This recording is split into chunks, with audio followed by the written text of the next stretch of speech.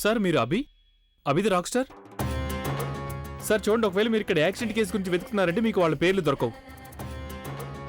ఎందుకంటే ఈరోజు ఇక్కడికి 2 యాక్సిడెంట్ కేసులు వచ్చాయి. అందులో ఒకరు ఫ్యామిలీ వచ్చేసింది, మరొక పేషెంట్ హస్బెండ్ కోసం వెయిట్ చేయడం జరుగుతుంది. ఆ పేషెంట్ ఎక్కడ? సార్ ఇప్పుడే ఆ పేషెంట్ని ఐసీయూకి తీసుకెళ్లారు. పదండి, నేను మిమ్మల్ని తీసుకెళ్తాను. ఎక్కడో ఒక చోట ఇన్ఫర్మేషన్ దొరుకుతుంది కదా బ్యాంక్ అకౌంట్ హ్యాక్ చేయడానికి. నాకు ఈ ఇన్ఫర్మేషనే కావాలి.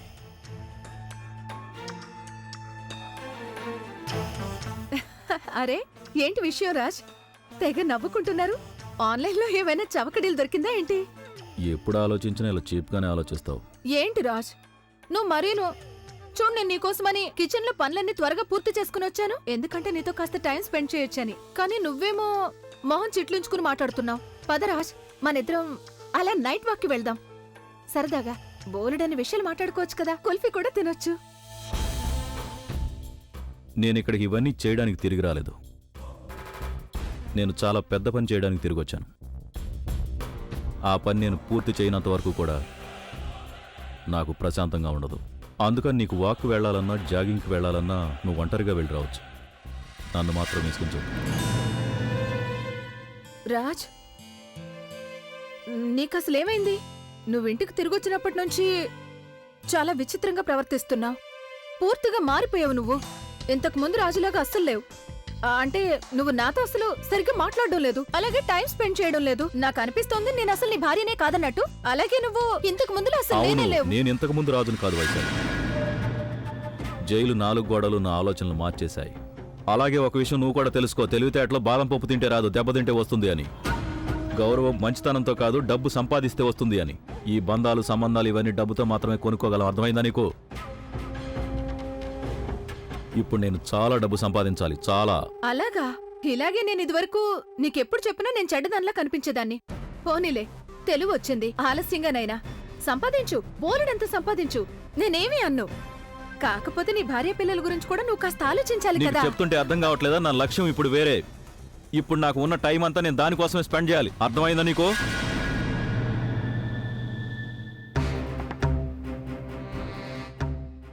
అలాగే అయితే నేను చెప్పేది కూడా జాగ్రత్తగా విను. నేను నీకు అవసరం లేకుండా పోయాను. ఏం చేయాలనుకుంటే వచ్చేయి, బోలెడంత డబ్బు సంపాదించు.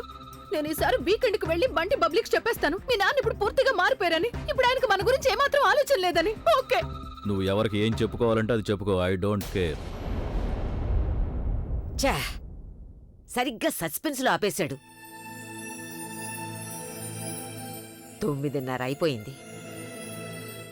జానకి, చెప్పండి. మన ప్రజ్ఞ ఏమైనా ఫోన్ చేసిందా ఇంటికి? నాకేమీ తెలీదు, నేనైతే తనతో మాట్లాడలేదు. అలాగా? ఇంతసేపు ఎప్పుడు ప్రజ్ఞ బయట ఉండలేదే? ఈ పాటికి అక్కొస్తూ ఉంటుంది, మీరు తననే అడగండి. బహుశా ఆ అక్కకు తెలిసుంటుంది, ఒకవేళ ఫోన్ చేస్తుండొచ్చు. సరళా, ప్రజ్ఞ నీకేమైనా ఫోన్ చేసిందా? లేదత్తయ్య, ఫోన్ అయితే ఏం చేయలేదు. అదిగాక ఇంత రాత్రైంది, ఇంటికే రాలేదు. ఇంతకీ అసలు ప్రజ్ఞ ఎక్కడికి వెళ్ళినట్టు? నానమ్మ, అదే నేను సాయంత్రం అక్కతో ఫోన్లో మాట్లాడాను. తను బావగారిని కలవడానికి వెళ్ళింది, బావగారింటికి. ఏదో ముఖ్యమైన పనుందంట. తను ఇంటికి వెళ్ళిందంటే మీకు తెలుసు కదా, అందరినీ కలుస్తుంది. బహుశా అందుకే లేట్ అయిందేమో. నువ్వు ఒక పంచి ముందు తనకి ఫోన్ చేయి, త్వరగా ఫోన్ చేయి. అమ్మా సరే.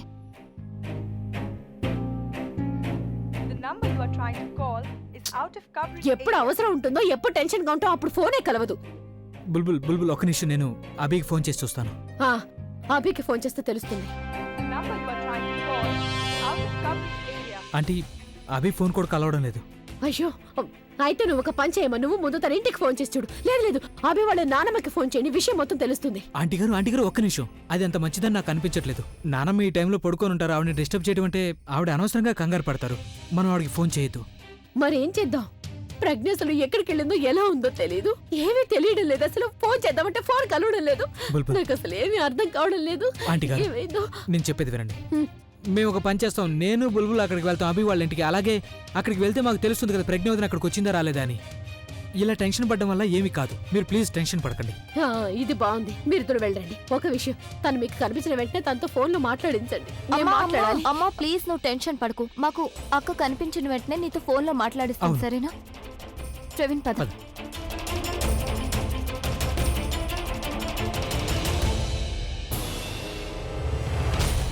సిస్టర్, ఒక పేషెంట్ని ఐసీయూలోకి షిఫ్ట్ చేశారు కదా, ఆవిడెక్కడా? ఐ థింక్ ఆవిడ్ని ఆపరేషన్ థియేటర్ తీసుకెళ్లారు ఆపరేషన్ చేయడం కోసం. ఆపరేషన్ కోసమా? కానీ దానికి డిక్లరేషన్ ఫామ్ మీద ఎవరైనా సంతకం చేయడం అవసరం కదా. వాళ్ళ ఫ్యామిలీ మెంబర్స్ ఎవరైనా వచ్చారా? తెలీదు సార్, నేను వేరే పేషెంట్ దగ్గర ఉన్నాను. ఆపరేషన్ థియేటర్ ఎక్కడ? అటువైపు.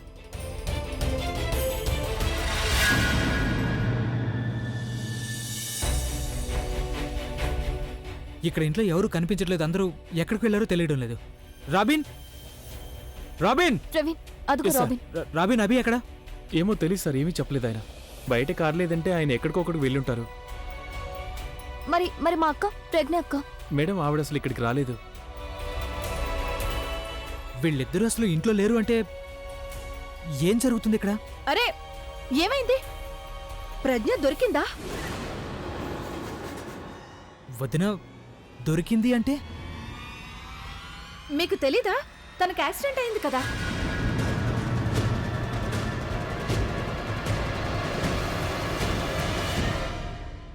ఏంటి, అక్కకు యాక్సిడెంట్ అయిందంటే?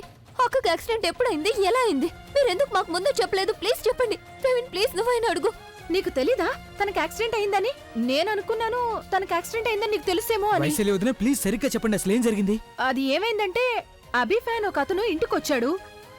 అతనే చెప్పాడు ప్రజ్ఞకి యాక్సిడెంట్ అయ్యింది అని. అప్పుడు అభి వెంటనే తన కోసం పరిగెత్తుకుంటూ వెళ్ళిపోయాడు. ఏ హాస్పిటల్కి తీసుకెళ్లారు మీకేమైనా తెలుసా? హాస్పిటల్? అది నాకు తెలీదు. ఒక విషయం తెలుసు నాకు. ఫ్యాన్ ఒక అతను వచ్చాడు కదా, అతను చెప్పిన దాన్ని బట్టి అభి ఆఫీస్ దగ్గరలోనే తనకు యాక్సిడెంట్ అయ్యింది. ఆఫీస్? అభి తనని వెతకడానికి వెళ్ళాడు. ఆఫీస్ దగ్గరలోనా? అవును, అక్కడే ఏదో ఒక హాస్పిటల్లో ఉండుంటుంది కదా. ఇంకేంటి? బుల్బుల్, నువ్వు టెన్షన్ పడకు. ప్రజ్ఞ వదినకి ఏమీ కాదు, మన ఇద్దరం కలిసి వెళ్దాం తను వెతకడానికి, సరేనా? నువ్వు టెన్షన్ పడకు బుల్బుల్. ఇదిగో వినండి, ఒకవేళ ప్రజ్ఞ కనిపిస్తే నా తరఫున చెప్పండి తనకి గెట్ వెల్ సూన్.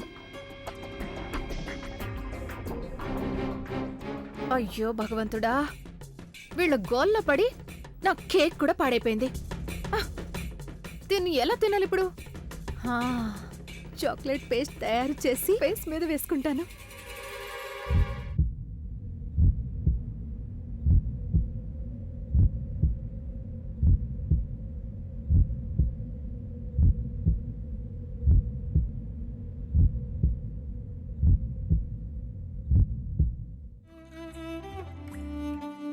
నేను మిమ్మల్ని ఒంటరిగా వదిలేస్తానని ఎలా అనుకున్నారు? మీరు ఎక్కడ ఒంటరిగా ఉండరు, ఎప్పుడు ఒంటరిగా ఉండరు, ఎక్కడ అక్కడ ఎక్కడ ఉండరు, ఎప్పుడు ఉండరు. నాకు మీ ఫీలింగ్స్ అర్థమైనప్పుడు నా ఫీలింగ్స్ ఎందుకు మీకు అర్థం కాలేదు? ఎందుకు తెలుసుకోలేకపోయారు నేను ఎన్ని రోజుల నుంచి మిమ్మల్ని ప్రేమిస్తున్నాను అని? ప్రతిరోజు నేను ఇదే ఆశతో నిద్ర లేచేదాన్ని. ఏదో ఒక రోజు మీకు నా మీద ప్రేమ కలుగుతుందేమోనని.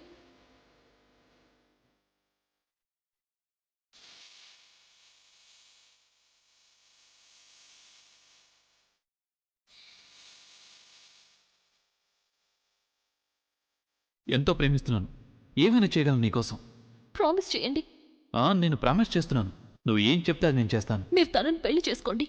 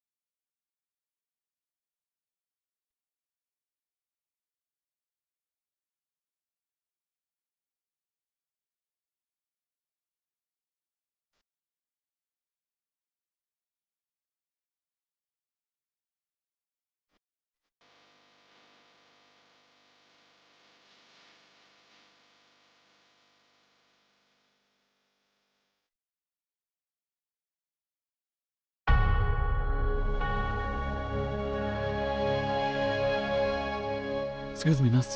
ఎస్, మీరు లోపలికి వెళ్ళకూడదు. పేషెంట్ బానే ఉంది కదా? నేను తన హస్బెండ్ని. హస్బెండ్? చూడండి, మీరేదో పొరపాటు పడుతున్నారు. ఎందుకంటే ఆవిడ హస్బెండ్ అయితే ఆయన.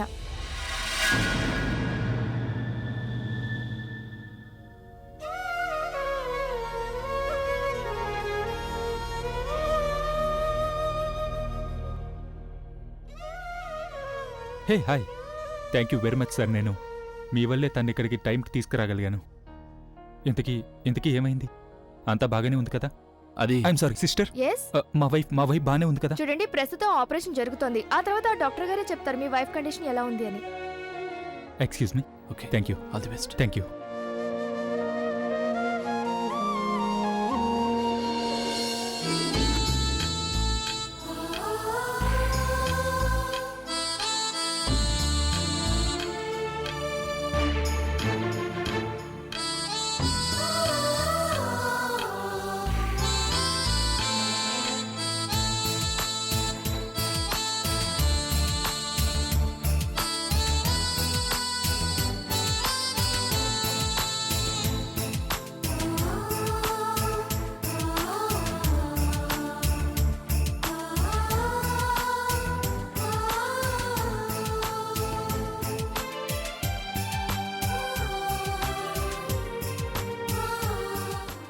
నేను మిమ్మల్ని ఒంటరిగా వదిలేస్తానని ఎలా అనుకున్నారు?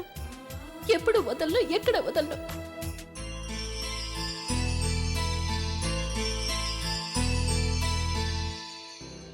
లేదు సార్, మీకు దీని గురించి ఎలాంటి కంప్లైంట్ వచ్చుండకపోవచ్చు, కానీ కనీసం ఆ ఏరియాలో ఏదైనా యాక్సిడెంట్ జరిగిందంటే ఈ ఇన్ఫర్మేషన్ తప్పకుండా మీకు తెలుస్తుంది కదా. నేను మీరు చెప్పేది అర్థం చేసుకోగలను, కానీ అయినా మీరు నాకు ఆ హాస్పిటల్ పేరైనా చెప్పొచ్చు కదా. ఈ చుట్టుపక్కల ఏదో ఒక హాస్పిటల్ ఉండుంటుంది కదా. అడ్మిట్ అయిన పేషెంట్ల గురించి తెలుస్తుంది కదా మీకు. Thank you so much inspector గారు, thank you so much. Bulbul please ఏడవటం ఆపే. బుల్బుల్, నేను మాట్లాడాను కదా, వాళ్ళు వీలైనంత త్వరగా ఏదో ఒకటి తెలుసుకుని మనకి ఇన్ఫర్మేషన్ ఇస్తారు. నువ్వు ప్లీజ్ ఏడవడం మానే. ప్రజ్ఞావంతునికి అసలేమీ కాదు. ఓకే, వెళ్దాం. అక్క ఇప్పుడు ఏ పరిస్థితిలో ఉందో నాకు తెలియడం లేదు ప్రవీణ్. ఏం చేస్తూ ఉండుంటుందో తను. ప్రవీణ్, మనకైతే ఇది కూడా ఇంకా తెలియదు కదా అక్కకి ఏదైతే యాక్సిడెంట్ జరిగిందో అది మైనర్ యాక్సిడెంటా లేక మేజర్ యాక్సిడెంటా అని. అక్కకి ఎక్కువగా దెబ్బలేవి తగిలుండవు కదా. నాకు తెలిసేదంతా అక్క బావగారు తను పెళ్లి విషయం విని కంగారు పడినందుకే ఇలా జరుగుంటుంది. అందుకే మేము కంగారు పడ్డాం. అక్కకి దీని గురించి ఏమీ తెలియకూడదని అనుకున్నాం. బావగారు తను పెళ్లి చేసుకోబోతున్నారని అక్కకు తెలియకూడదు అనుకున్నాం. బహుశా తనకి విషయం తెలిసిపోయి ఉండుంటుంది ప్రవీణ్. అందుకే తన మనసు విరిగిపోయి ఉంటుంది. అందుకే ఒంటరిగా బయటకు వెళ్ళిపోయింది. ఎందుకు ఇలా జరిగింది? బుల్బుల్ ప్లీజ్, నువ్వు టెన్షన్ పడద్దు. ప్లీజ్ నువ్వు ఏడవడం మానే. ప్రజ్ఞావతునికి ఏమీ కాదు, సరేనా? నువ్వు ఇలా ఏడుస్తూ కూర్చుంటే ఎలా కుదురుతుంది చెప్పు? ప్రవీణ్, అక్కకేమీ కాదని అనుకుంటున్నాను. తనకి దెబ్బలు ఎక్కువగా తగలకూడదు అనుకుంటున్నాను. తనకేమీ కాదు, ట్రస్ట్ మీ, ఏమీ కాదు తనకి. ప్రవీణ్ అమ్మ ఫోన్ చేస్తుంది. బుల్బుల్ ప్లీజ్ నువ్వు ఫోన్ మాత్రం లిఫ్ట్ చేయొద్దు. బుల్బుల్, ఒకవేళ ఈ టైంలో ఆంటీ గారికి చెప్పావంటే ప్రజ్ఞావతునికి యాక్సిడెంట్ జరిగిందని అప్పుడు తను కంట్రోల్ చేసుకోలేరు. మనం ఒక పని చేద్దాం. ముందు మనం స్వయంగా వెళ్ళి ప్రజ్ఞావతిని వెతుకుదాం. తను బాగుందా లేదా అని తెలుసుకుందాం.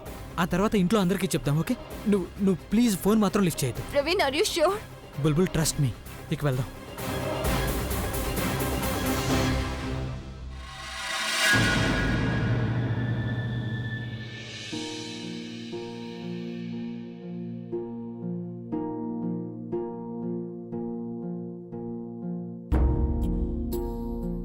Mister Abi, hi again.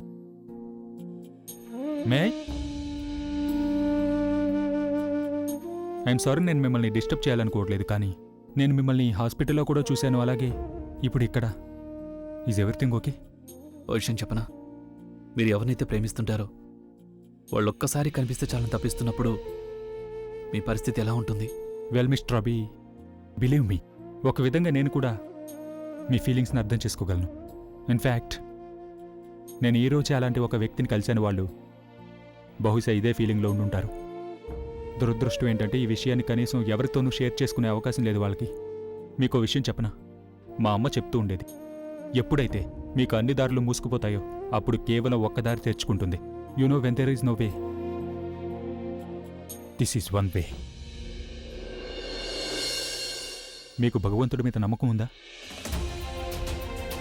అయితే మీరు వాళ్ళలో ఒకరన్నమాట. భగవంతుడి మీద మీకు నమ్మకం లేదు. ఒకవేళ భగవంతుడు తన భక్తుని ప్రేమిస్తే గనక మరి ఆయన వాళ్ళని తన వాళ్ళకి ఎందుకు దూరం చేస్తాడు? మీరు ఒకవేళ నన్ను అడిగితే దీన్ని ఒక పరీక్ష అంటాను మిస్టర్ అబి. మిమ్మల్ని భగవంతుడు పరీక్షిస్తున్నాడు. ఇది మీకు పరీక్ష లాంటిదే మిస్టర్ అబి. యూనో, మన పెద్దవాళ్ళు అంటారు, ఏ మనిషి అయినా మనకు దూరం అయిన తరువాతే వాళ్ళ విలువ మనకు తెలుస్తుందని. అండ్ భగవంతుడు ఎప్పుడు మనతో ఈ ఆట ఆడతాడు. ఆయన మన మనసులో ఒక భయం పుట్టిస్తాడు, మనం మన వాళ్ళని ఎక్కడ దూరం చేసుకుంటామో అని.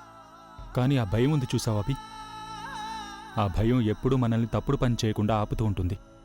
ఒకవేళ ప్రేమలో ఏదైనా పొరపాటు జరిగితే అప్పుడు ఆ భయం కారణంగా ఆ భయాన్ని మనం నిజాయితీతో ఎదుర్కోగలుగుతాం. ఆ భయమే మనకి ధైర్యాన్ని ఇస్తుంది. అలాగే నాకు తెలిసి మనకి ఎవరితోనూ ఏ బంధం ఉండదు. మనం ఎవరినైతే ప్రేమిస్తామో వాళ్లతో కూడా దేనికైనా సరే మనకి నమ్మకం అనేది అవసరం. ఒక్కసారి ఆయన మీద నమ్మకం పెట్టి చూడండి. మీరు ఆయన మీద నమ్మకం పెట్టడం వల్ల అంతా మారిపోతుందని నేను చెప్పలేను, ఐ డోంట్ నో. కానీ నాకు ఒకటి ఖచ్చితంగా తెలుసు, మీరు ఆయన దగ్గరకు వెళ్తే ఈ సమస్యకు పరిష్కారం మీకు తప్పకుండా దొరుకుతుంది. ట్రై. కాసేపు మీరు మీ ఈగోని పక్కన పెట్టండి, కేవలం మీ ప్రేమ గురించి ఆలోచించండి. All the best mister Abhi.